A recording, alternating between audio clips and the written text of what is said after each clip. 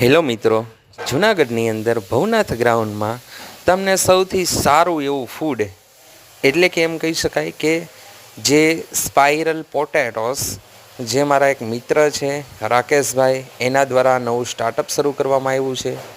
અને આ જે સ્પાઇરલ પોટેટોસ છે એ શુદ્ધ સિંગતેલમાંથી બનાવવામાં આવે છે. તો જ્યારે પણ તમે ભવનાથની અંદર આવો તો અચૂકાનો ટેસ્ટ કરજો. ખાવામાં સૌથી સારું છે અને એમ કહી શકાય કે શુદ્ધ સિંગતેલમાંથી બનાવવામાં આવે છે અને અહીંયા ચોખ્ખાઈ પણ સારી એવી રાખવામાં આવે છે. તો તમે જુઓ, આ જે ફૂડ છે એ તમે જ્યારે પણ ભવનાથમાં આવો ત્યારે અચૂક ટેસ્ટ કરજો.